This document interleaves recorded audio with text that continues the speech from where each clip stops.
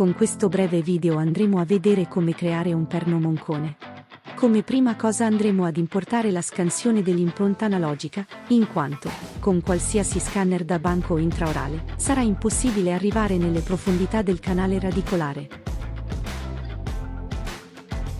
Quindi con modifica oggetto andremo ad invertire le normali per avere la superficie di lavoro positiva della mesh.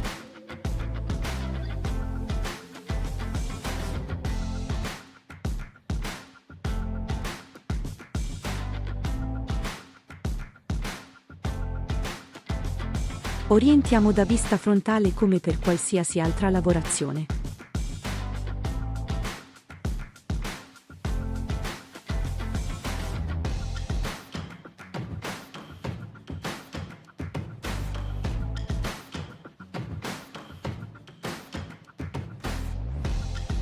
Andremo avanti aggiungendo una nuova ricostruzione ponti e corone indicando il dente su cui dobbiamo lavorare.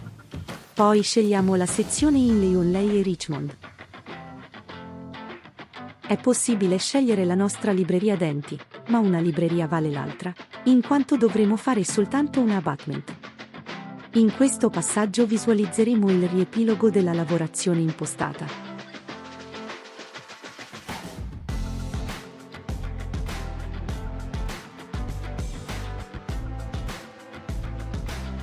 Iniziamo disegnando la linea dei margini del nostro perno moncone. Con modifica possiamo spostare la linea di margine a proprio piacimento. Finalizziamo la linea di margine e diamo la direzione ottimale per il canale.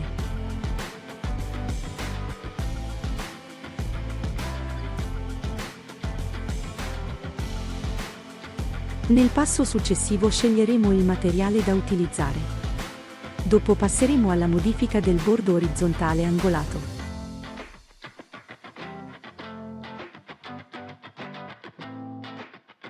Lo metteremo al minimo.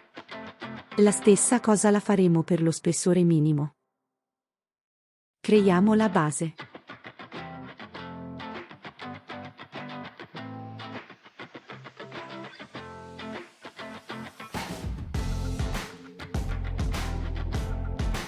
Il dente posizionato di default dovrà essere ottimizzato nello spazio libero.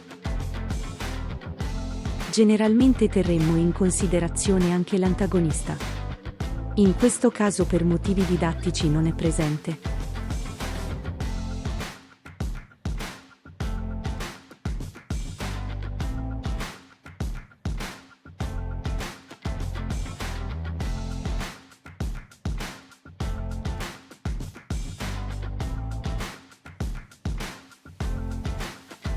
Terminato il posizionamento del dente a nostro piacimento, integreremo la forma esterna con la parte interna. Non ha molto senso modellare questa parte anatomica in quanto successivamente il nostro flusso prevede la realizzazione di un abutment da personalizzare.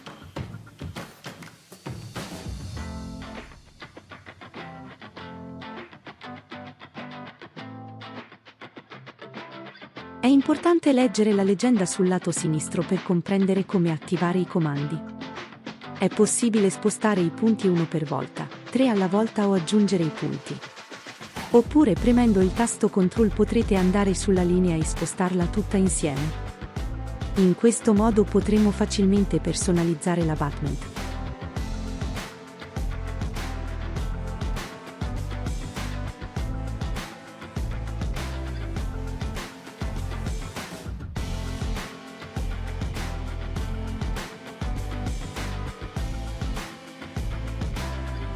Allarghiamo leggermente le pareti per renderlo più uniforme possibile alla porzione di dente che già abbiamo nella scansione.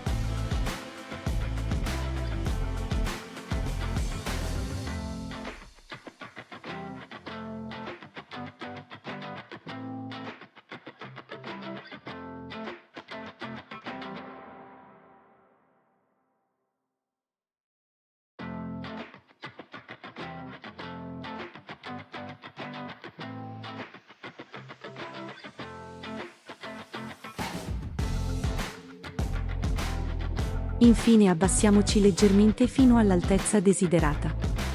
Successivamente potremo procedere alla fase successiva.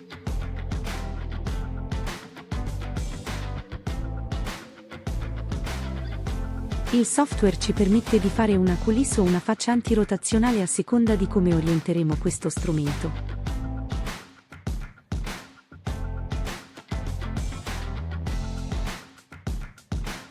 Con la parte più fine potremo realizzare una coulisse.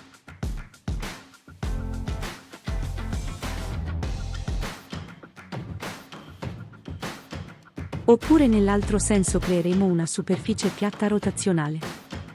Ciò non toglie che possiamo andare tranquillamente avanti, senza mettere né uno né l'altra. Il software ci consentirà di proseguire ugualmente. Questo è uno step soggettivo alle proprie abitudini di progettazione. Realizzato l'abutment con la superficie non rotazionale, saremo pronti per mandarlo in produzione.